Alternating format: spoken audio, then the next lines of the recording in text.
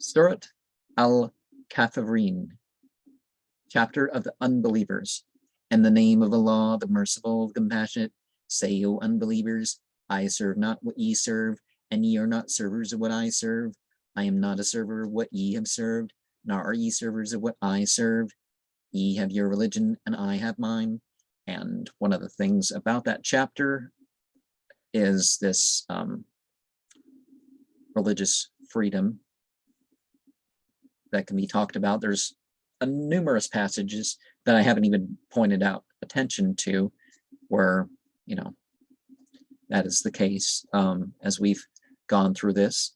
And I don't know which verses have been excluded, right? But they were told, hey, how about you practice our religion for a time and we will practice your religion and that sort of thing. And or how about, you know, you give some room for our beliefs into your system and, you know, that sort of thing. But no. And honestly, you can't really force a system of judgment, can you?